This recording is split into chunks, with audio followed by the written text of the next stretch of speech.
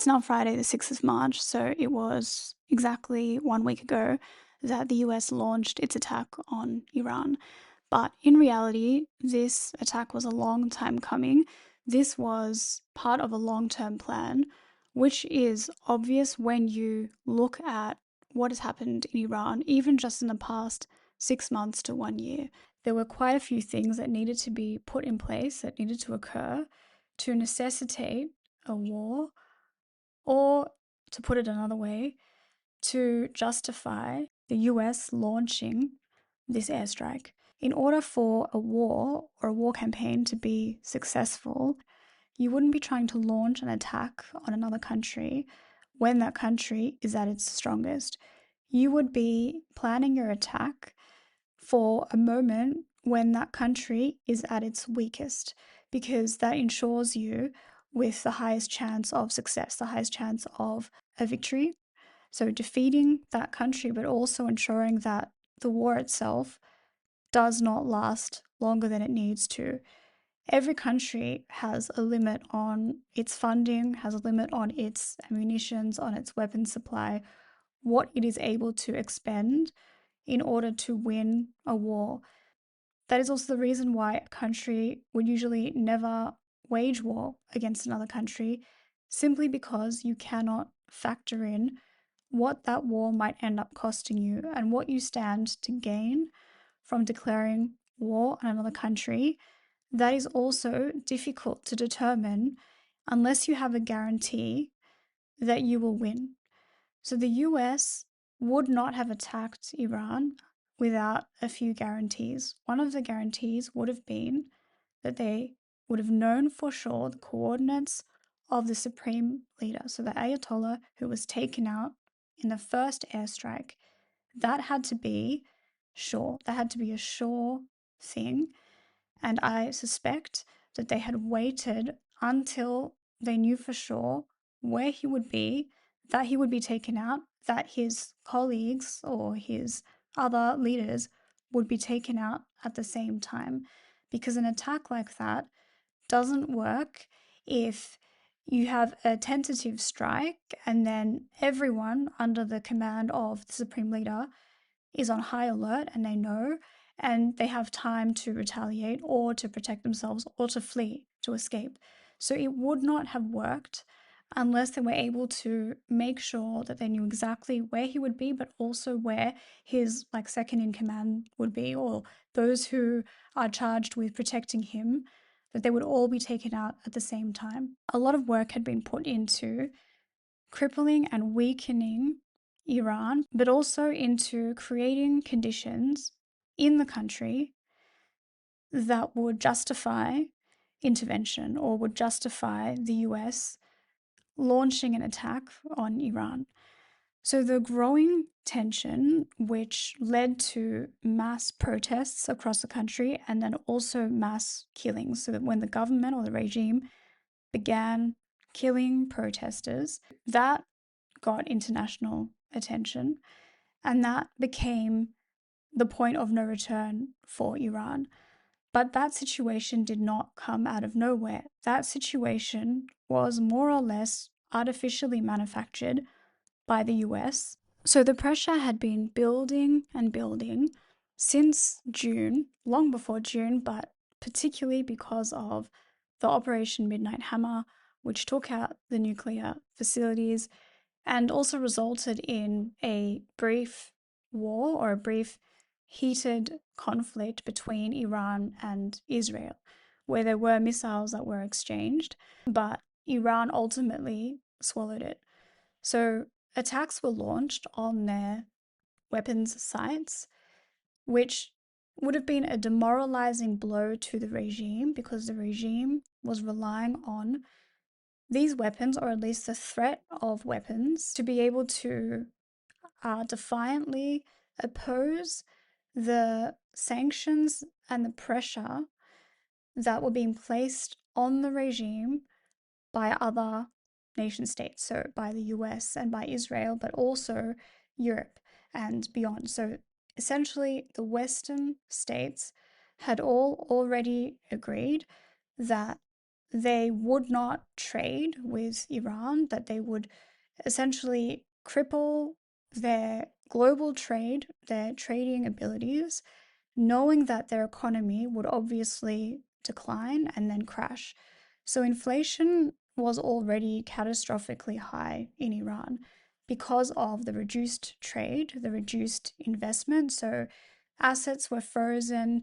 Basically, no money was making its way into the country unless it was through very specific trade partners, which were China and then a few of the Gulf states.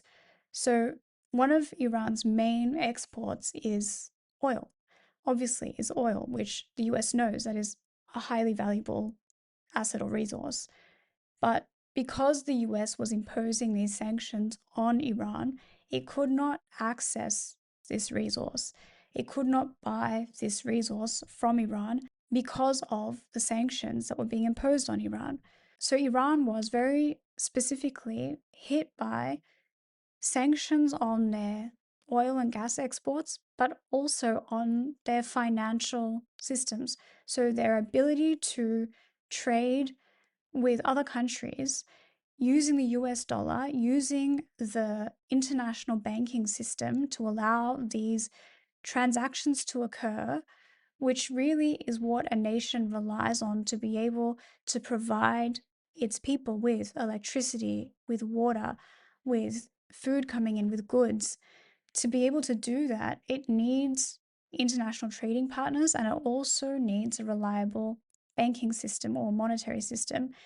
And all of the allied states agreed together that they would block Iran. So they would not trade with Iran as a way of, I mean, really, it becomes punishment. It's just a way of punishing that state. There isn't really a better word for it, but nations agree to do this as a way of punishment, as a form of punishment to discourage particular behavior or particular actions taken by a foreign government. So, in the case of North Korea, it's clear that that country has nothing to do now with any other country because every other country has excluded North Korea and isolated it. So, what the rest of the world basically, bar China and bar the UAE, they agreed to economically isolate Iran. So, Iran as a country was not able to produce enough revenue, nowhere nearly enough revenue, based on what it could potentially produce by selling its oil and gas exports. So, because it was severely reduced in who it could trade with, it was trading primarily with China. So, China was buying 90% of Iran's oil and then trading with that oil. So, Iran then didn't need the US as a trading partner, but Iran still needed US currency. It still needed the US dollar. And so the US's answer to that was to very drastically weaken their currency. So, what the US did in December, which is what triggered the mass protests, so the catalyst to the mass protests, which resulted in thousands of innocent civilians being killed, the trigger for that came from the US because the US deliberately caused their currency to crash. The US created, artificially manufactured, a US dollar shortage so that the Iranian currency, so the rial, would be like half the value that it had been. And you have to imagine that this is a country where within 1 year, within 12 months, their currency had already dropped in value by 84%. The inflation rate of food, for example, was like 72%. So there was already really extreme pressure on their economy and on people's spending power. There were droughts, there was food shortages, water shortages, electricity shortages. Everything was going wrong in that country. People were not able to live and they also weren't happy. And then the regime, which would not give in to the US, which refused still to negotiate a deal with the US. It simply wanted to do without the US's help. It wanted to do without the help of the Allied states. and was willing to sacrifice them as trading partners. So it did have some revenue, but it was using that revenue not on infrastructure, not on services for the people, not on ways of boosting the economy, but on the rich who just invested that in inflation proof assets, so into buying real estate, property, luxury goods to secure their own wealth, and also in weapons. So, in the development and procurement of weapons. The corruption, the level of corruption in Iran is something that is not unknown to most people. So, bribery and general corruption. But it had gotten to the point, and it had been for years anyway, but people were at this point literally starving, literally unable to get enough food and water to live. And the government's response to that was, we will stay firm, we won't trade with the US, we'll continue with our weapons program, even though our facilities have been destroyed. And what we're going to do is we're going to raise taxes. So taxes were already like 40 something percent, maybe 47%, quite high. And the government was threatening to increase taxes to 50%, more than 50%. So people who were already on the brink of poverty, if not living below the poverty line, were then being asked to pay even more money to the government, and the government was not using that money to help the economy, wasn't using the money to help the people, but was using that money on its own military and on its own personal investment properties, either in Iran or abroad. The infrastructure, so the ability to create or to produce anything of value in that country, none of that was growing. None of that was going anywhere. None of that was producing value for the people. The mounting pressure was not accidental. That was all very deliberate and very much by design. So after Israel and Iran had exchanged these missile airstrikes in June, by September, because Iran had used these missiles, and because the UN had, in one of its clauses in one of its treaties, that should Iran use weapons, use arms, which it had been discouraged from doing, should it use one, then any of the allied nation states that were part of that treaty, any one of them could basically trigger this mechanism which would reinstate sanctions that had been put on Iran in 2015. So, this ability for one of the other nation states to reinstate sanctions from 2015, to reinstate those sanctions, to place them on Iran all over again, to further restrict Iran, to even further isolate them economically and punish them, punish their economy, punish their currency.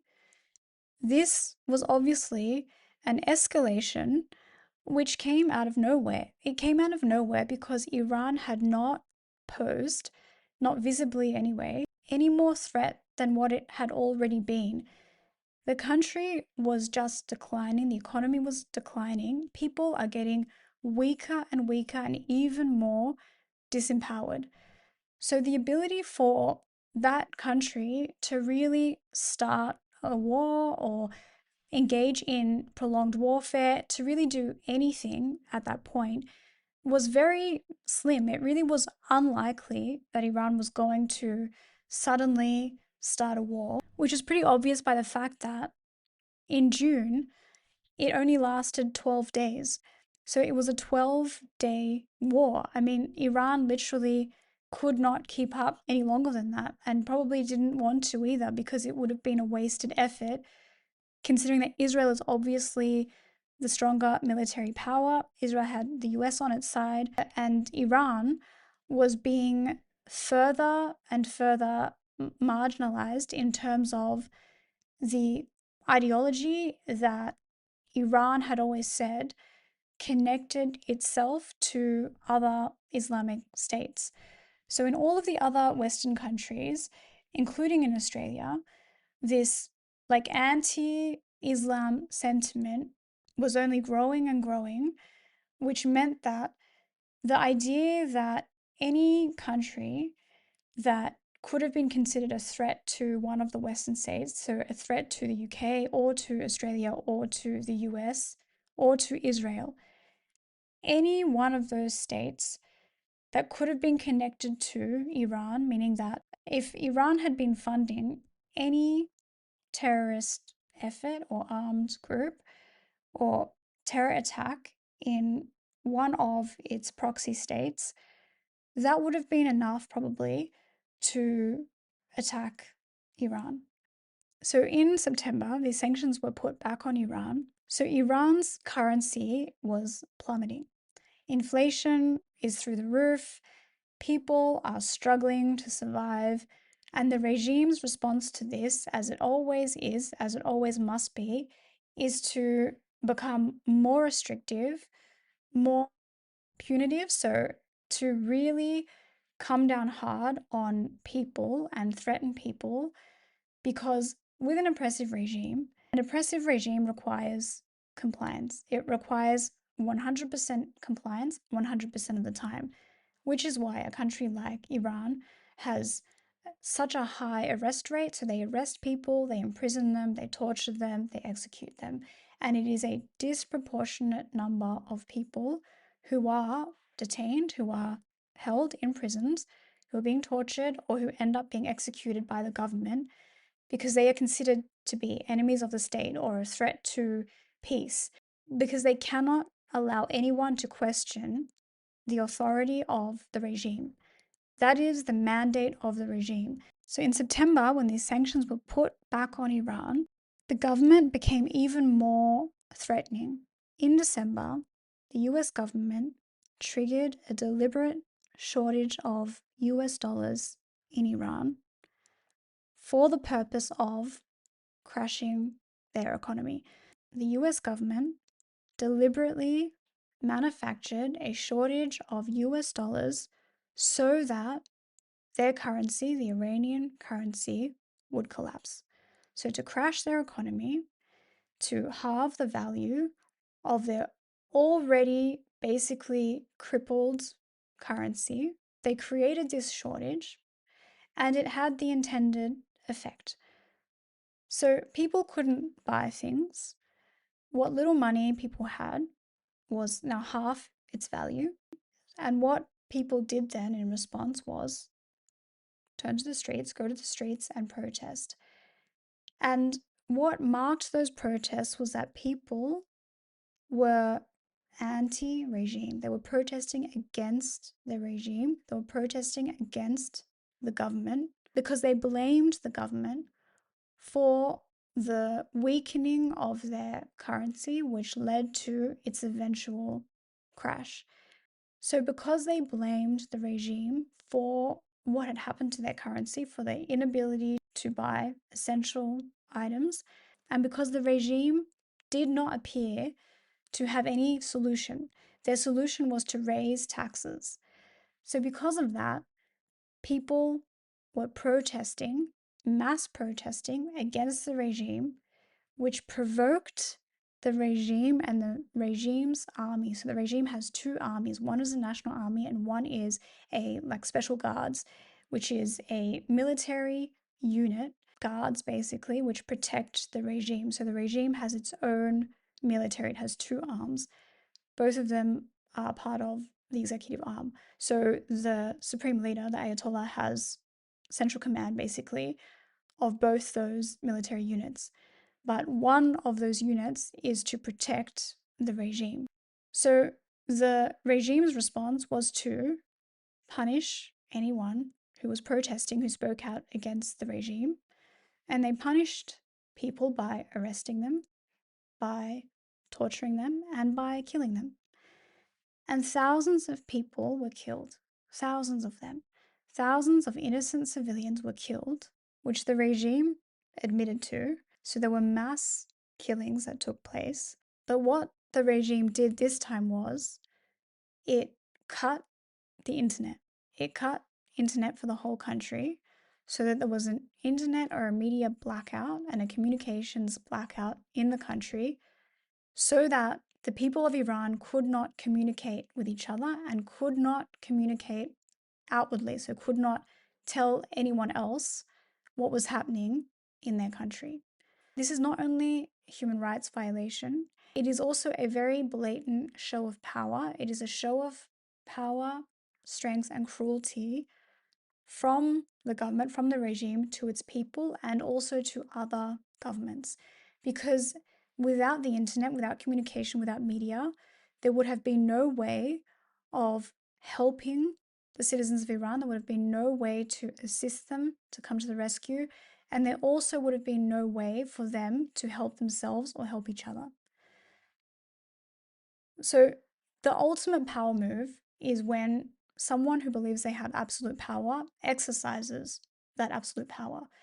And that is an absolute power move because if you are the only person who has intel, because you are the person who controls the internet and you can receive signal, you can receive information, but no one else in your country can, and no one else outside of your country can communicate or can find anyone or can find proof of anything that you are about to do. That is a very, very dangerous precedent. It's a very dangerous situation for the citizens of that country to be in. So it was only a matter of time before another country would have had to intervene. And the US waited. They waited. They took their time. They waited alongside Israel. They were waiting to attack, waiting. They were waiting to come in and they were planning a rescue mission. What they should have done after they launched their attack was turn the internet back on. They didn't do that. They did, however, launch their attack and take out the supreme leader, which would have had a demoralizing effect on the armed guards and on any supporter of the regime.